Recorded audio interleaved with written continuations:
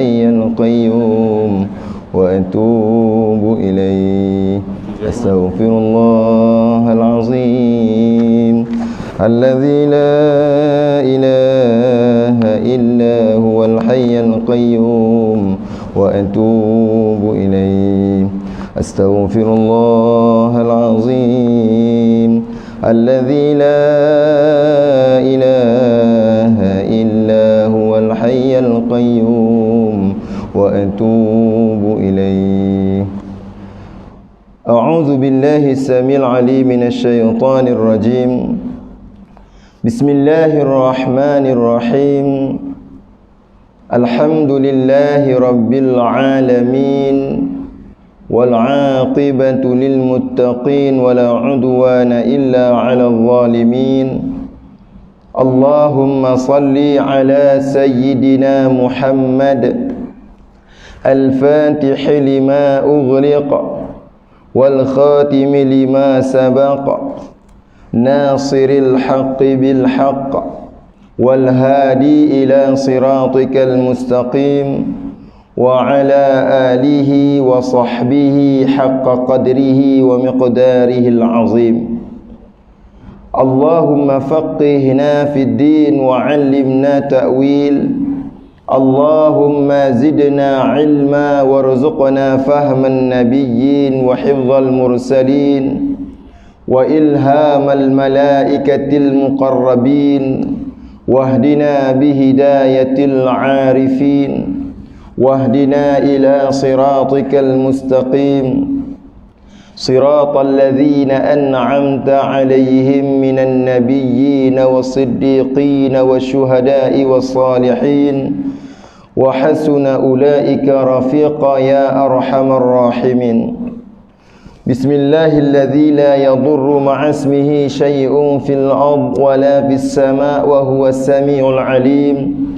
بسم الله ما شاء الله لا يسوق الخير إلا الله.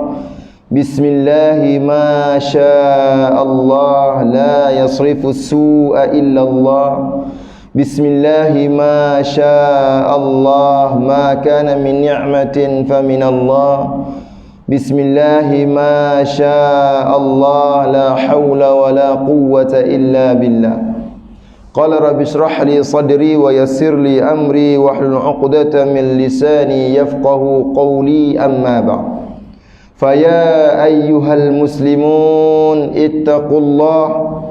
اتقوا الله أوصيكم وإياي بتقوى الله فقد فاز المتقون. السلام عليكم ورحمة الله وبركاته. Alhamdulillah, thumma alhamdulillah. Pertamanya dan buat selama-lamanya, marilah sama-sama kita rafa'kan kesyukuran ke hadrat Allah Subhanahu wa ta'ala, kerana di saat ini kita masih lagi diberi peluang untuk terus menikmati kehidupan di dunia ini.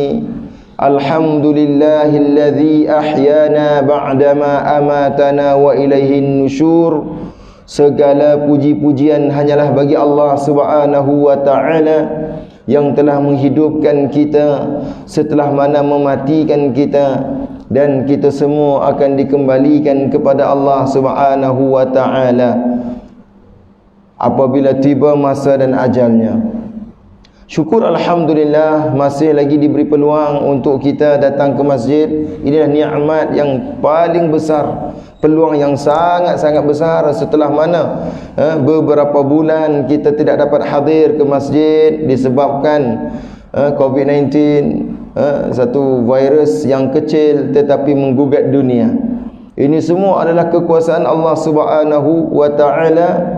Allah menguji hambanya dan pasti akan menguji setiap manusia yang hidup di atas muka bumi ini. Saudara-saudari, hadirin hadirat, muslimin muslimat yang dikasihi Allah Subhanahu wa ta'ala, siapa saja yang hidup tidak akan terlepas daripada ujian Allah Subhanahu wa ta'ala. Apakah tujuannya? Tujuannya ingin melihat liyabluwakum ayyukum ahsanu amala. Allah nak lihat, Allah nak tengok antara hambanya siapakah yang paling baik amalannya. Maka kita diuji beberapa bulan, kita tidak dapat hadir ke masjid. Maka apabila masjid dan surau dibuka, mari kita lihat siapa yang dipilih oleh Allah Subhanahu wa taala. Maka kita dapat tahu pada hari ini siapa yang terpilih dan siapa yang tersisih.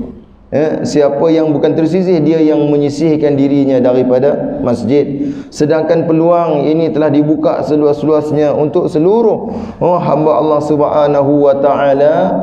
Tetapi kalau kita lihat seperti sebelum PKP juga, kan, maknanya tidak ada perubahan bagi apa, bagi jamaah kita. Kok lah lepas PKP ni penuh melimpah sampai kita tandas sana. Tapi tetap kalau kita tengok nampak ramai, sebab apa? Sebab jarak 1 meter. Kan, tu yang nampak penuh juga tu, kan. Cuba kalau tak jarak, saya rasa lebih kurang macam yang lepas juga. Maksudnya saudara-saudari hadirin hadirat yang dikasihi Allah, apa saja musibah, ujian yang ditimpa manusia masih lagi belum sedar. Belum lagi sedar, belum lagi kembali kepada Allah Subhanahu wa taala. Sepatutnya apa sahaja ujian yang ditimpa, yang menimpa umat Nabi Muhammad sallallahu alaihi wasallam, perlulah diambil iktibar. Cuma berbezanya kalau kita lihat sebelum PKP dengan suasana PKP, yang berbezanya apa dia? Semua pakai niqab semua. Semua pakai hijab semua, kan, nak datang, kan. Lepas tu pula datang pula kena bawa sejadah sendiri. Basuh tak basuh, itulah sejadah dia. Lepas tu pula kena duduk jauh. Alhamdulillah tak ada nak menyembang lagi dah. Kalau tidak kuliah subuh, kuliah maghrib, ada yang grup menyembang kat belakang, kan. Ni jarak jauh sikit, nak sembang susah lah.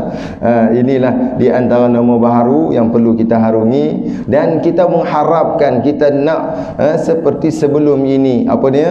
Kita nak dalam keadaan solat kita rapat-rapat, kita nak solat kita tak nak jarak-jarak lagi. Ini semua ujian Allah.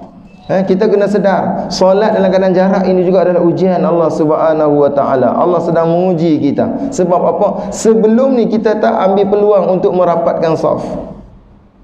Tu imam pun dah confuse dah hari ni. Nak sebut istawu sufufakum, kan, banyak tempat juga imam dia sebut istawu sufufakum, betulkan saf, rapatkan saf. Makmum confuse tu. Nak ikut kerajaan kan, nak ikut imam. Nak ikut jaiz kan, nak ikut imam. Imam suruh rapatkan saf. Ada pula satu surah tu, imam tu disebut dalam bahasa Arab lah, nasib makmum tak faham. Imam kata rapatkan saf, siapa yang tak rapatkan saf maka hati mereka akan berpecah belah. Kan ada hadis Nabi, kan, siapa yang tidak merapatkan saf maka hati mereka akan berpecah belah. Agak-agak kalau makmum yang faham, agak-agak macam mana? Nak rapat ke tidak? Nak rapat ke tidak? Sebab kalau rapat jadi masalah. Kalau jarak tak ikut cakap imam suruh ni. Sebab tu imam dia kena prihatin sikit lah sekarang ni. Paling-paling kurang kalau nak pesan pun kena penuhkan ruangan-ruangan kosong yang telah disediakan, jarak 1 meter. Imam kena tukar macam tu pula sekarang ni, kan. Tak boleh dah sebut betulkan sah, rapatkan sah. Sebab apa? Sekarang ni dalam keadaan kita nak betulkan sah pun agak sukar, dan kita nak rapatkan saf agak sukar. Inilah nombor baru yang perlu. Ada masih lagi tempat-tempat ada yang janggal, sebab benda ni benda baru bagi kita. Saudara-saudari hadirin hadirat muslimin muslimat yang dikasihi Allah Subhanahu wa taala. Sebelum ini malaikat yang mencatat nama kita. Sekarang ni kita tak dicatat satu kesalahan. Kan? Kalau kita tak catat nama kita, satu kesalahan. Satu kesalahan bagi orang kata ni lah, kalau jadi apa-apa kes susah nak cari. Seperti mana berlaku di negeri Kedah. Ada orang yang dia tak puas hati, kenapa nak perlu catat nama, letak nombor telefon. Hari ni baru kita faham kenapa perlu diletakkan nombor telefon. Ada yang tulisan dia macam cacing pun ada. Dia bagi tulis macam cacing. Nombor telefon pun tak jelas, nama pun tak jelas. Tolong bagi jelas. Kerana apa? Kerana apa yang berlaku di Kedah hari ni susah. Sebab apa? Sebab ramai yang dia tidak mencatat nama ketika mana mereka pergi makan di kedai-kedai makan, kan? Bila dah jadi kes macam ni, nak trace susah, nak cari, nak buat saringan, dan Kedah hari ni meningkat kes yang tertinggi pula di Malaysia pada hari ini. Sebab itulah saudara-saudari hadirin hadirat muslimin muslimat yang dikasihi Allah, wajib kita patuh kepada undang-undang, walaupun kita nampak seperti menyanggah sikitlah dengan apa yang kita lakukan sebelum PKP ini. Saudara-saudari hadirin hadirat muslimin muslimat yang dikasihi Allah, sambungan kita pada pertemuan mana lama dah tu kita tak bertemu ni, kan? Hari ni alhamdulillah, syukur kepada Allah Subhanahu wa taala, kita dipertemukan. Rasa rindu sangat-sangat kepada Masjid Asyakiri ni, dan orang kata Masjid Asyakiri ni agak lambat sikit dia punya buka, kan? 1 Julai banyak dah yang dah open di negeri Selangor ni, tapi alhamdulillah dengan izin Allah Subhanahu wa taala pada pagi ni kita dapat bertemu. Mudah-mudahan pertemuan kita kerana Allah Subhanahu wa taala. Hadirin hadirat muslimin muslimat yang dikasihi Allah Subhanahu wa taala, sambungan kita pada hadis yang ke-7. Pada hadis yang ke-7, Mahkamah Qadi Rabbul Jalil. Sambungan pada pertemuan yang lepas berkaitan tentang segala amalan kita akan dihitung di hadapan Allah Subhanahu wa taala. Segala apa yang dicatat oleh para malaikat akan diambil kira. Hari ni kita catat nama kita, sebenarnya dah lama dah nama kita dicatat. Nama kita ada dicatat. Setiap kali kita datang ke masjid, bukan kata datang ke masjid, jarak kita, langkah kita daripada rumah ke masjid semuanya dicatat oleh para malaikat.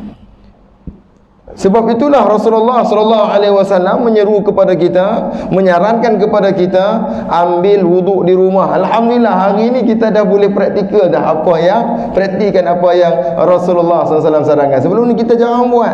Ada di kalangan kita yang suka ambil wuduk di masjid di surau. Bukan tak boleh ambil dah, tetapi fadilat, kelebihan yang cukup besar apabila kita dapat berwuduk di rumah. Masya Allah, kelebihan dia cukup besar, pahalanya cukup besar. Dan alhamdulillah dengan orang kata asbab COVID-19 ni, kita dapat berwuduk di rumah sebelum kita datang ke masjid. Saudara-saudari hadirin hadirat muslimin muslimat yang dikasihi Allah Subhanahu wa taala, segala amalan kita, faman ya'mal mithqala dzarratin khairan yarah wa man ya'mal mithqala dzarratin syarran yarah. Setiap apa yang dilakukan, amalan yang dilakukan, walaupun sekecil sebesar zarah, akan diperlihatkan, akan dihitung oleh Allah Subhanahu wa taala.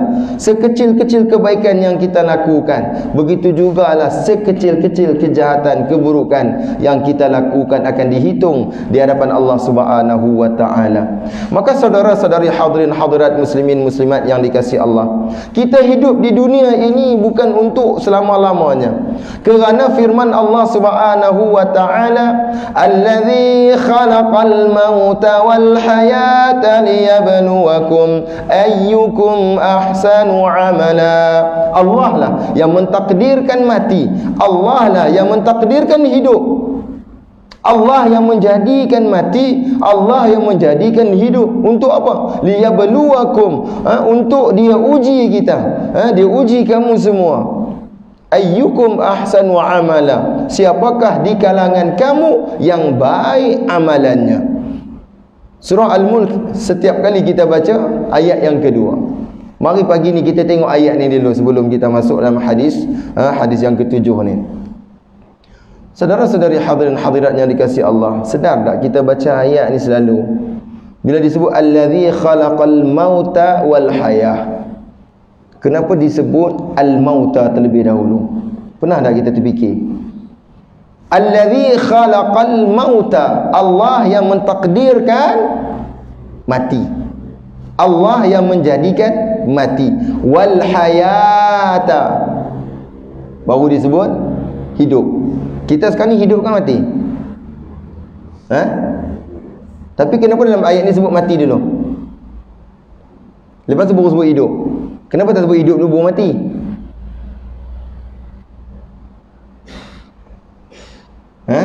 Kenapa?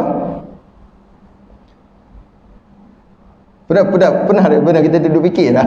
Kita baca ayat ni pernah terfikir allazi khalaqal mauta wal haya. Kita tengok dalam Quran terjemahannya, Allah yang mentakdirkan, Allah yang menjadikan mati dan Allah yang menjadikan hidup untuk menguji siapa di kalangan kamu yang baik amalannya. Kata Qatadah berkata, sesungguhnya Allah Subhanahu wa taala menjadikan mati itu kerana di dunia ini adalah tempat hidup dan mati. Arada dunya, Allah Ta'ala jadikan dunia ini tempat untuk apa? Untuk meninggal, bukan tempat tinggal. Dunia ni adalah tempat meninggal kita, bukan tempat tinggal kita. Setiap kita ni pasti akan mati. Kita semua akan mati. Sebab itulah dalam ayat ini disebut al-maut. Dikehendaki kita mati di dunia ini, bukan dikehendaki kita hidup. Allah Ta'ala ciptakan kita di dunia ini adalah untuk kita mati. Sebab itulah berpada-pada dalam kita hidup di dunia ini. Jangan terlalu gairah mengejar dunia. Bila sampai bulan Rajab sahaja akan ada ceramah Isra' dan Mi'raj. Betul?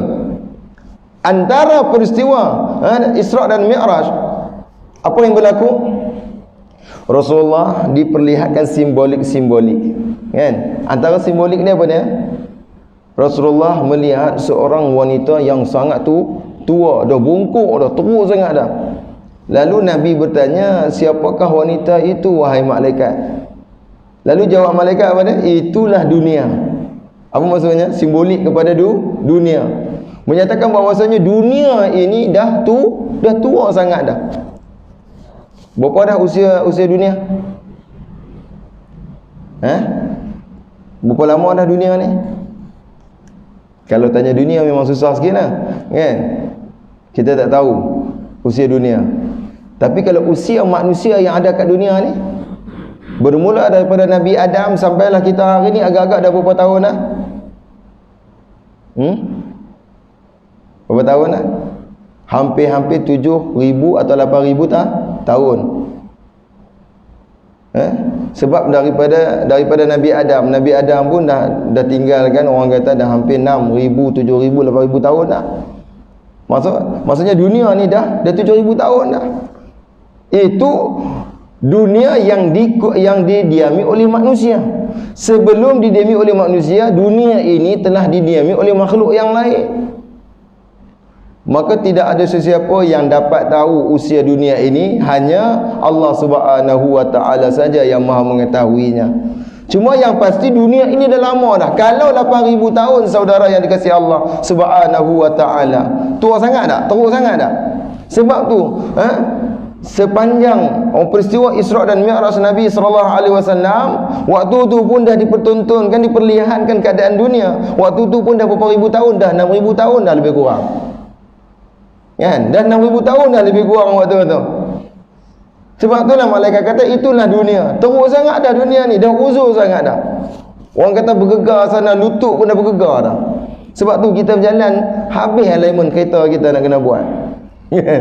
Balancing alignment nak kena buat. Sebab apa? Teruk sangat dah jalan. Teruk sangatlah dunia ni. Bergoyang sana, bergoyang sini, retak sana, retak sini. Dunia dalam keadaan uzur. Dah tak larat dah. Tetapi masih lagi dihiasi. Dunia ini dipakai botak, dibubuh eyeshadow. Cuba bayang orang perempuan tua yang dah tua sangat dah, pergi tarik lagi. Dah berkedut ni, berkedut ditarik, tegang, lepas tu diletak gincu. Cantik tak lagi? Cantik lagi kan? Buat pembedahan plastik kan? Tapi hakikatnya dia dah tua sangat dah, dia dah teruk sangat dah. Itulah keadaan dunia yang mana kita masih lagi gairah dengan dunia. Kata Qatadah, Dunia ini Allah Subhanahu wa ta'ala jadikan daru hayatin wa fana'in, adalah tempat kita hidup sementara dan kita semua akan binasa. Tetapi wa ja'alal akhirah, Allah Subhanahu wa ta'ala menjadikan akhirat itu apa dia? Darul jaza wal baqa, tempat tinggal kita yang kekal di mana? Di akhirat. Itulah tempat darul jaza, tempat nak dihitung segala amalan-amalan kita sepanjang hidup kita di dunia. Berapa lama hidup kita di dunia? 20 tahun, 30 tahun, 40 tahun, 50 tahun, 70 tahun, 90 tahun. Selama itulah. Bermula daripada kita ditaklifkan. Umur taklif kita berapa tahun? 14 tahun, 15 tahun. Sejak daripada umur tu sampailah mati kita ditaklifkan. Maka disitulah, daripada usia itulah kita akan dihitung di hadapan Allah Subhanahu wa ta'ala. Sebab itu disebut daru jaza, tempat kita nak tuai hasil setelah mana kita berpenat lelah, kita letih kat dunia ni dengan kita beribadat, dengan kita bekerja untuk apa? Untuk akhirat. Kita bekerja siang dan malam. Kerana apa? Hasil yang kita dapat, kita nak infak dalam tabung Masjid Asy-Syakirin. Kan? Kita nak infak dalam tabung surau, tabung masjid. Kita nak infak kepada anak-anak yatim, fakir miskin. Setengah orang kata aku dah usaha penat, buat apa aku nak bagi. Tetapi bagi orang yang beriman, apa yang ada pada diri dia, sebahagian daripada apa yang dimiliki adalah milik orang lain. Itulah prinsip dalam agama kita. Bukan semua milik kita. Milik kita apa dia, saudara yang dikasihi Allah Subhanahu wa ta'ala? Milik kita apa yang kita infakkan, itu milik kita. Apa yang kita infakkan itulah milik kita. Ada orang dia mencari, dia kata tak apalah, kan, tanah, kereta, motor, apa sajalah, rumah apa semua, duit yang dia cari itu, dia mengharapkan anak dia akan infak. Jangan kita harapkan anak-anak kita. Jangan kita harapkan anak-anak kita. Belum tentu harta yang kita cari sepanjang hidup kita ini, anak-anak kita akan infakkan untuk kita. Berapa ramai anak-anak yang dia korban, dia sedekahkan pahala korbannya untuk ibu dan ayah? Tak ada. Tak banyak. Tak ramai anak-anak yang diinfakkan, dia sedekahkan pahala korban. Ni kita baru saja korban. Masjid ni buat korban tak? Tak buat. Oh kan? Oh, Masya Allah kan? Sebab tak ada orang nak buat. Kan, tak ada orang nak tolong kita kan. Sebelum ni ada Pakistan, ada Bangla, ada Indonesia kan, tak dibenarkan datang, kita tak boleh nak buat. Memang tahun ni ya Allah terasa sangat kan. Saya terasa seketul daging kurban pun tak rasa kan. Kalau tidak boleh rasa sekilo kurang-kurang kan. Tahun ni Masya Allah nombor bahaur sungguh kan. Tak dapat nak rasa. Dan ada sebahagian kita yang tak dapat nak ambil bahagian kurban sebab terhad. Masjid pun tak buat banyak. Paling banyak masjid yang buat pun 20 ekor. Tu pun masjid dekat tempat Selayang lah. 20 ekor. Paling banyak lah tu. Tak tahulah kalau ada tempat lain. Tapi Alhamdulillah masih lagi diberi peluang untuk korban di luar negara. Ada NGO-NGO yang mana mereka berkorban di luar negara. Kita ambil bahagian masuk. Ambil bahagian masuk, dan dalam korban kita tu kita sandarkan juga pahalanya. Minta, ya Allah, kalau ada pahala lah dalam amalan korban ni, ya Allah, sampaikan kepada ibu dan ayah. Tapi ramai ada anak yang buat macam tu. Bukan kata korban untuk mak ayah, untuk diri sendiri pun dia tak buat. Untuk diri sendiri pun dia tak buat. Apatah lagi sekarang ni PKP, dalam keadaan ekonomi kita bermasalah. Ramai orang yang dia tak ambil peluang untuk berkorban. Bukan senang. Ni kita diuji dengan ekonomi kita hari ni, Masya Allah. Bukan kata ni saya sendiri pun diuji. Diuji dengan keadaan macam ni kan, Masya Allah. Tapi inna ma'al usri yusra. Saya dapat rasai sendirilah. Apabila adanya ujian ni, rupanya Allah buka jalan. Memang mula-mula buntu lah. Sebab saya ni freelance kan. Lepas tu pula orang kata program-program banyak di sekolah semua dibatalkan. Lepas tu surau masjid pun habis, semua kena tutup. Cuba bayangkan keadaan. Orang kata yang duk ada sikit-sikit tu habis macam tu saja. Tapi Allah Ta'ala buka jalan. Ada idea. Buat apa? Buat perniagaan. Buat bulan puasa tu dapat mega donat. buat donat, buat bomboloni, buat apa ni. Sampai hari ni lah. Sampai hari ni ada order, tak habis-habis order kan. Alhamdulillah, tu saya kata, kalaulah saya, orang kata kalaulah Allah tak uji dengan COVID-19, mungkin saya tak akan buat benda-benda yang macam ni. Bulan Ramadan jadi rana tau. Jadi rana. Kan? Dah buat donat apa semua rana, hantar orang tu tempat tau. Hantar orang tempat sampai rumah, buat sembahyang tarawih pula kat rumah dengan anak isteri. Ini keadaan, orang kata apa? Keadaan Allah Ta'ala uji kita, pasti ada jalan. Kita pasti ada jalan, insya-Allah. Cuma orang yang bertakwa ini dia kena yakin kepada Allah Subhanahu wa taala, kerana Allah Ta'ala takkan biarkan hamba-Nya, takkan biarkan orang kata bebanan yang ditanggung oleh hamba-Nya tadi tak termampu nak ditanggung. Tidak. La yukallifullahu nafsan illa wus'aha. Tidak ada satu orang kata bebanan yang mana dibebankan, dipikul oleh siapa? Oleh hamba-Nya yang tak mampu dipikul. Tidak. Semuanya sekadar orang kata apa? Dia mampu lagi nak menanggungnya, insya-Allah. Saudara-saudari hadirin hadirat muslimin muslimat yang dikasihi Allah Subhanahu wa taala. Maka kita jangan mengharapkan anak-anak kita. Jangan mengharapkan anak-anak kita. Kita berdoa kepada Allah Subhanahu wa taala agar Allah Taala kurniakan kita anak yang soleh. Kita nak anak kita anak yang berbakti kepada kita. Tetapi dalam masa yang sama, kita kena bersiap sedia untuk diri kita. Kena bersiap sedia untuk diri kita. Apabila kita mati nanti, apakah bekalan yang kita nak bawa? Ni kita kena fikir daripada sekarang. Maka apa yang kita buat, apa yang kita lakukan, saudara-saudari hadirin hadirat yang dikasihi Allah Subhanahu wa taala, maka kita kena apa usaha kita, apa yang kita lakukan, biarlah sebahagiannya kita infakkan di jalan Allah Subhanahu wa taala. Kita infakkan di jalan Allah Subhanahu wa taala. Kerana apa? Apabila kita mati, inilah harta kita. Apa yang kita tinggalkan kat dunia ini akan diwarisi oleh anak-anak kita dan akan menjadi harta mereka, akan menjadi hak mereka, dan mereka berhak buat apa saja.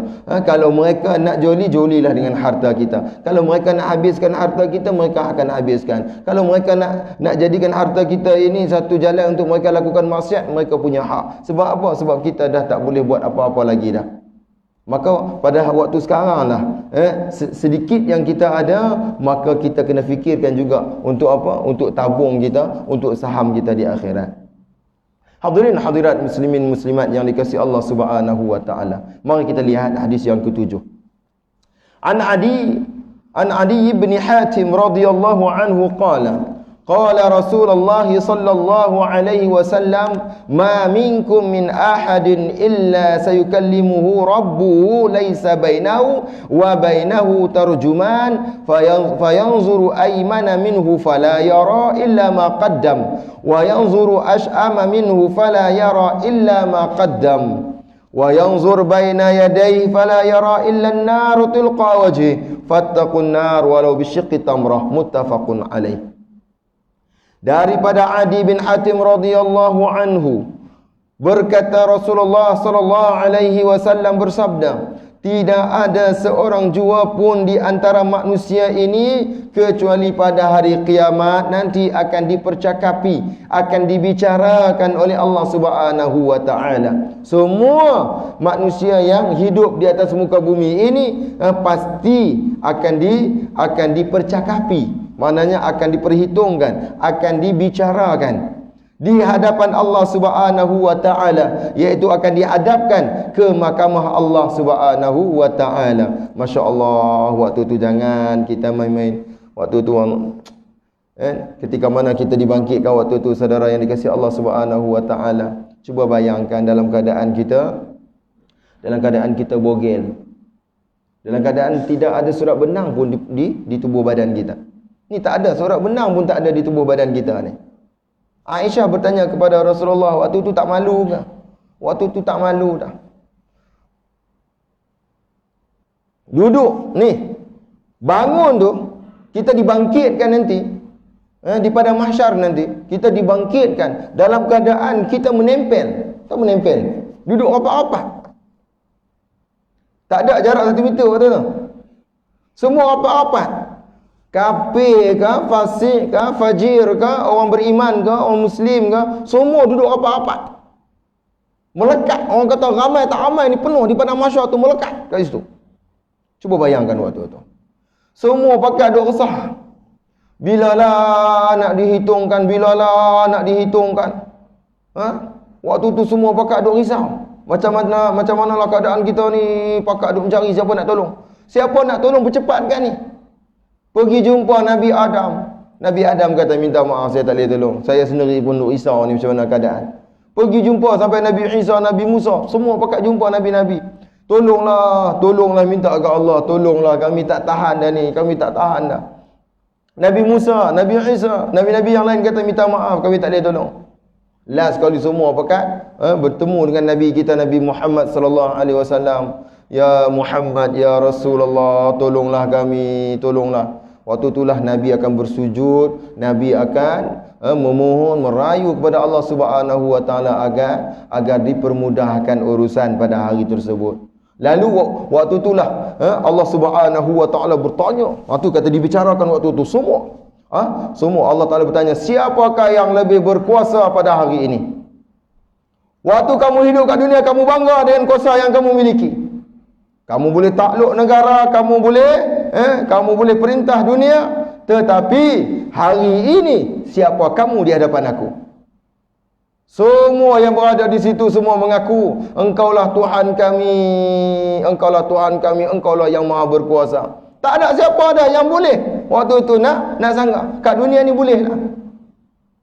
Kat dunia ni boleh lah kalau kita nak ajak orang kepada agama Allah Subhanahu wa taala, ramai yang menolaknya. Tapi waktu itu Allah Taala akan bicara, Allah Taala akan bertanya kepada semua, siapa yang lebih berkuasa pada hari ini? Siapa? Tak ada siapa yang boleh jawab. Malu semua. Malu semua dan mengakui bahawasanya Allah yang maha berkuasa.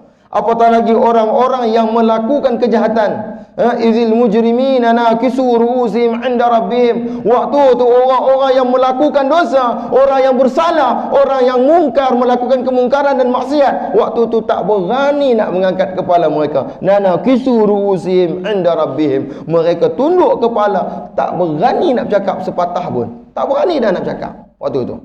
Ni keadaan kita waktu tu, saudara yang dikasihi Allah. Nabi minta kepada Allah, tolonglah ya Allah, tolonglah. Lalu Allah Ta'ala pun sebut, wamtazul yawma ayyuhal mujrimun. Waktu tu barulah selepas Nabi berdoa kepada Allah Subhanahu wa taala, Allah perkenankan. Lalu apa dia? Allah Ta'ala kata, wamtazul yawma ayyuhal mujrimun. Orang-orang yang mujrim, orang-orang yang buat jenayah, orang yang buat dosa tu ke tepi, pinggir. Asingkan. Kan tadi melekat semua, ramai-ramai bercampur semua.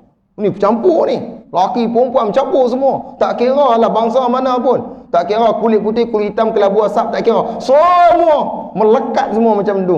Rapat, cuba bayangkan. Kita kat mana tempat rapat kita kat mana? Waktu tu semua pakat ni. Wamtazul yawma ayyuhal mujrimun. Waktu tu Allah Ta'ala suruh apa? Allah Ta'ala suruh jauhkan. Tolong bagi. Yang mana mujrim, yang mana buat dosa tu sebelah. Yang mana yang baik-baik tu ada sebelah. Macam tu. Lepas tu Allah Subhanahu wa taala perintahkan kepada malaikat, wasiqal ladzina kafaru ila jahannam zumara. Yang mana yang kafir-kafir tu, tadi semua mujrim ni yang buat salah, tak kira kafir ke, fasik ke apa semua, munafik ke. Lepas tu barulah Allah Ta'ala sebut, wasiqal ladzina kafaru ila jahannam zumara. Allah Ta'ala perintahkan kepada malaikat, pergi ambil semua puak-puak kafir ni. Aku tak mau bicara dah hari ni puak-puak ni. Puak-puak kafir tak ada bicara dah. Tak ada dah. Waktu tu tak ada bicara. Sebab apa? Sebab dia kafir. Nak bicara apa lagi?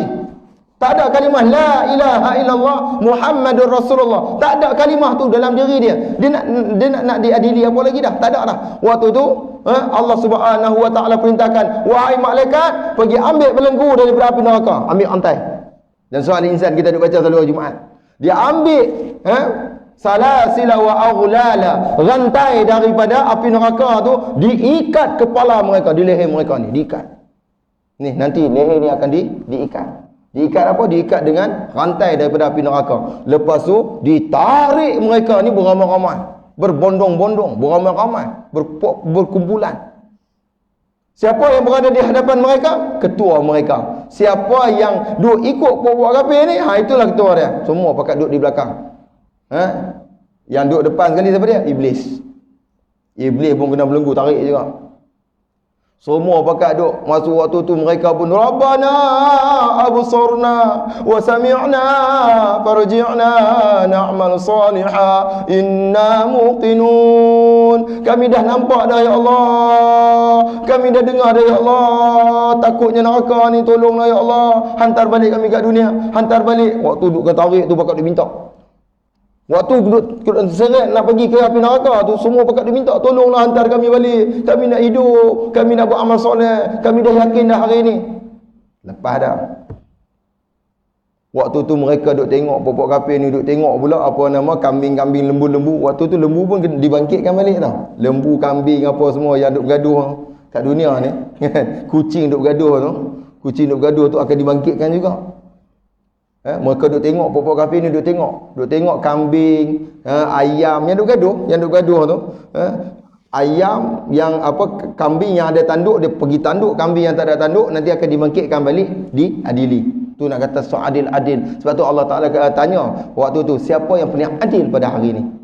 Hari ni siapa yang paling adil?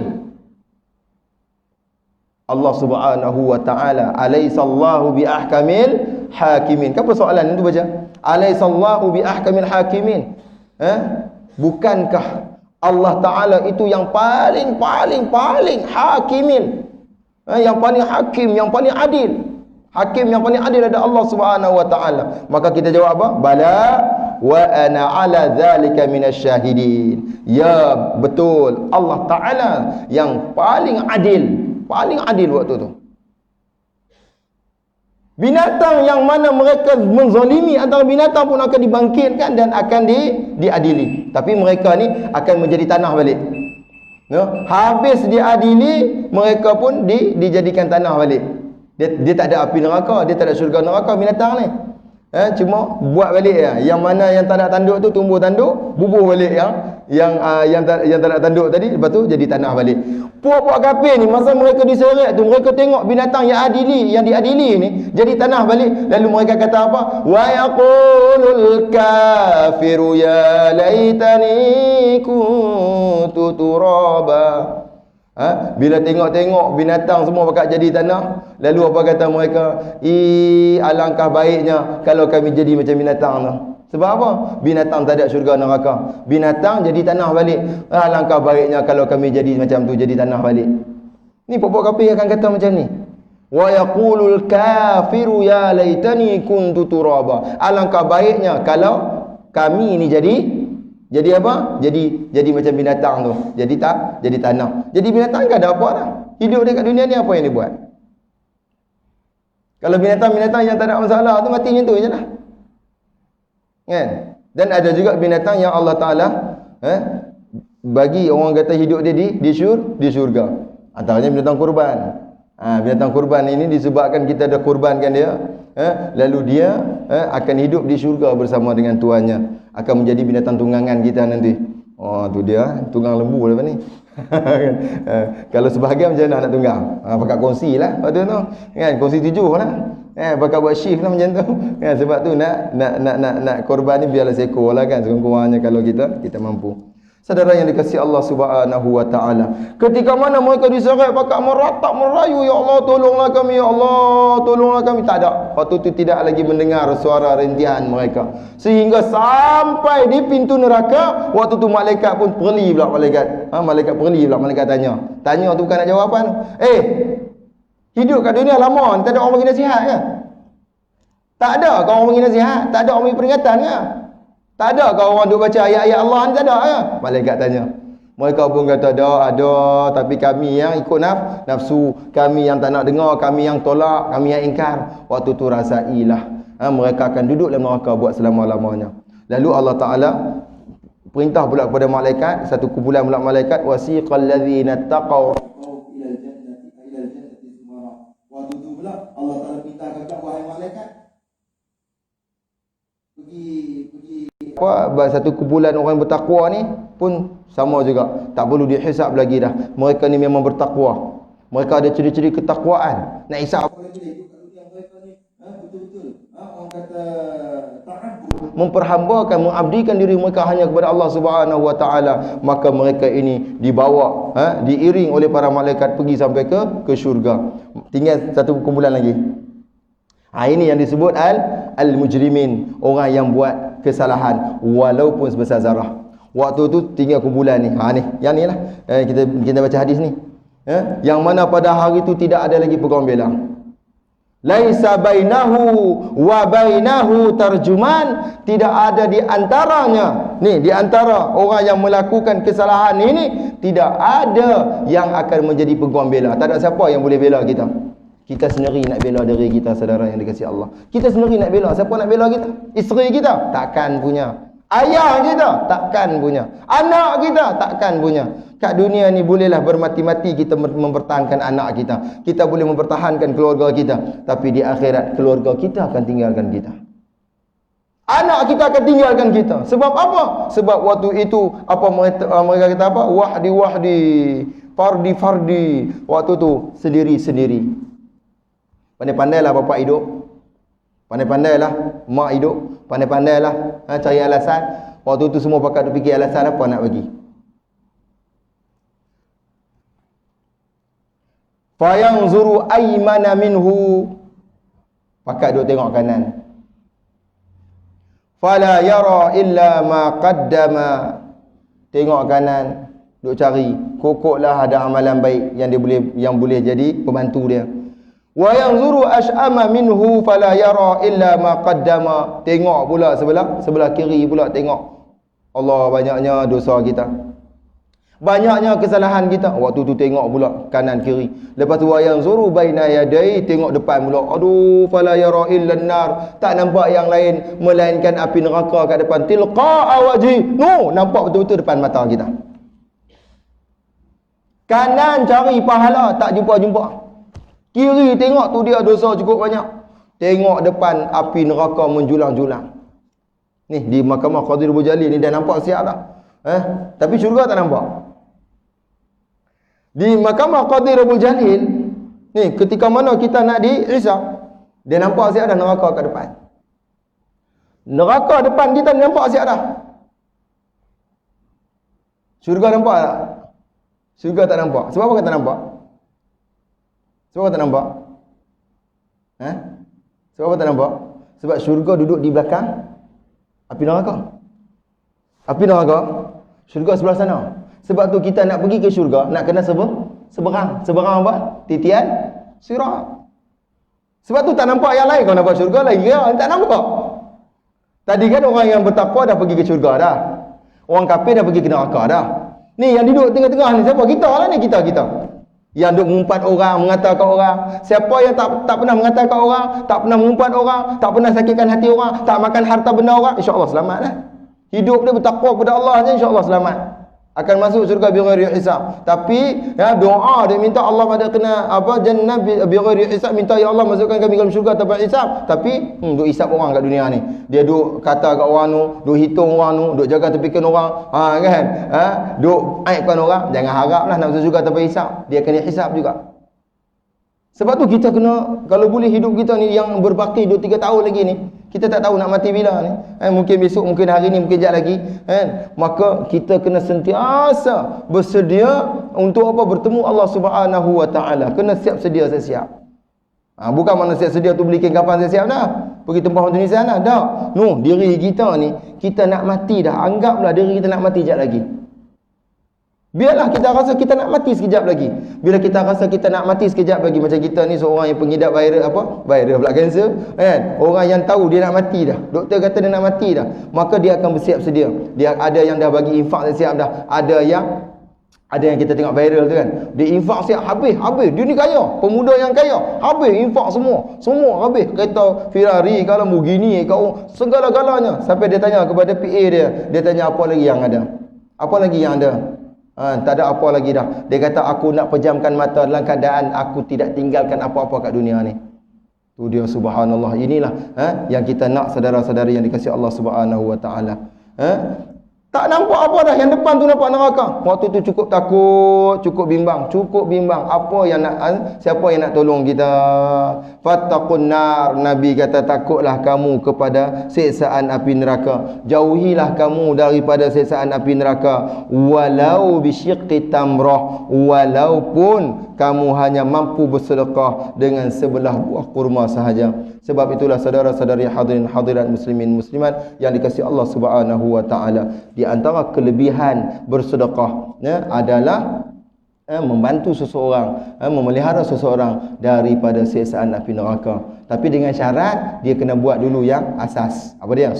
Solat. Kalau dia rajin bagi zakat, bagi sedekah tapi tak solat pun tak selamat. Kalau dia rajin puasa sekalipun dia tak solat, tak selamat. Sebab awal-awal amalan yang akan dihitung, yang akan dihisab di hadapan Allah Subhanahu wa taala adalah solat. Maka kita minta kepada Allah, Allahumma Rabbi ja'alna muqimas salah. Ya Allah, jadikan kami, jadikan aku orang yang sentiasa istiqamah dalam mendirikan salat. Wa min zurriyyati, dan juga anak-anak kita minta juga keturunan kita orang yang menjaga salat. Wallahu ta'ala a'lam bissawab. Cukuplah.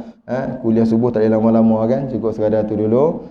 Mudah-mudahan sedikit sebanyak pada pagi ini kita dapat manfaat, jadikan iktibar. Kesimpulan dia, saudara-saudari hadirin hadirat yang dikasihi Allah, kita kena ingat betapa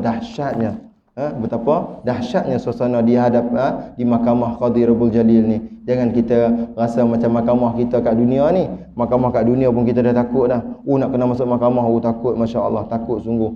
Tetapi yang paling kita kena takut adalah mahkamah Qadhi Rabbul Jalil. Tolong kita persiapkan diri kita. Saya pesan kepada diri saya utamanya dan kepada semua, marilah kita bermuhasabah diri. Marilah kita hisab dan hitung, refleksi diri sebelum kita dihitung di hadapan Allah Subhanahu wa taala.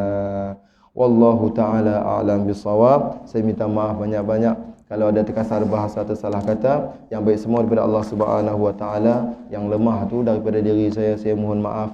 Mudah-mudahan bermanfaat untuk diri saya dan kepada semua. Subhanakallah bihamdika asyhadu an la ilaha illa anta astaghfiruka wa atubu ilaik. Wal 'asr innal insana lafi khusr illa alladhina amanu wa 'amilus shalihat wa tawasaw bil haqq wa tawasaw bis sabr. Bismillahirrahmanirrahim. Alhamdulillahirabbil alamin. Wassalatu wassalamu ala asyrafil anbiya'i wal mursalin wa ala alihi wa sahbihi ajma'in. Allahumma anfa'na bima 'allamtana wa 'allimna ma yanfa'una wa zidna 'ilma warzuqna fahma.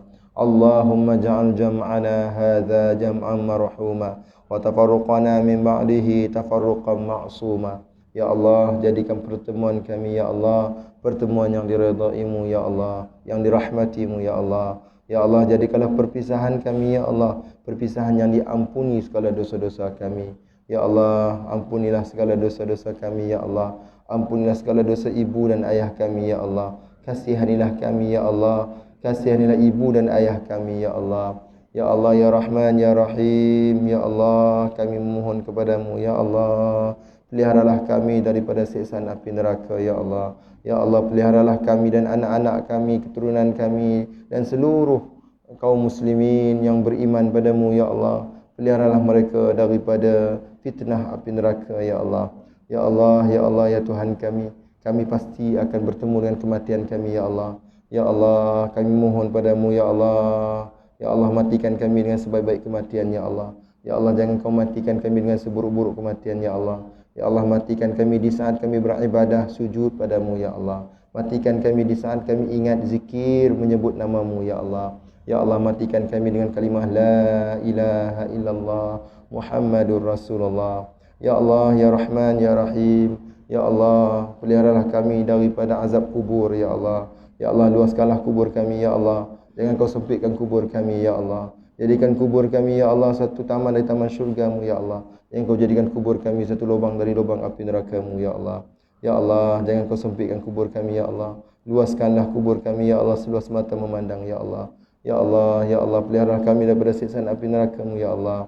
Ya Allah, peliharalah kami daripada fitnah hidup dan fitnah mati ini ya Allah. Ya Allah, ya Allah, peliharalah kami dan anak-anak kami ya Allah, keturunan kami ya Allah dari tipu daya dajjal ya Allah. Ya Allah, ya Allah, berikanlah kesihatan kepada kami ya Allah. Ya Allah, sihatkanlah kami ya Allah. Sihatkanlah saudara-saudara kami ya Allah yang diuji dengan COVID-19 ya Allah. Ya Allah, ya Allah, selamatkanlah mereka ya Allah. Sihatkanlah mereka ya Allah. Ya Allah, angkatlah musibah ini daripada kami ya Allah. Ya Allah, lenyapkanlah COVID-19 ini ya Allah. Ya Allah, ya Allah, ya Rahman, jauhkan kami daripada malapetaka, musibah dan juga segala penyakit-penyakit yang berbahaya ya Allah. Ya Allah, berikan kami peluang ya Allah untuk kami sentiasa beribadah di rumah-Mu ya Allah. Ya Allah, berikan kami peluang ya Allah untuk kami sujud di rumah-Mu berjamaah ya Allah. Rabbana atina fid dunya hasanah wa fil akhirati hasanatan wa qina adzabannar. Wa sallallahu ala sayyidina Muhammad wa ala alihi wasallam. Walhamdulillahirabbil alamin. Assalamualaikum warahmatullahi wabarakatuh.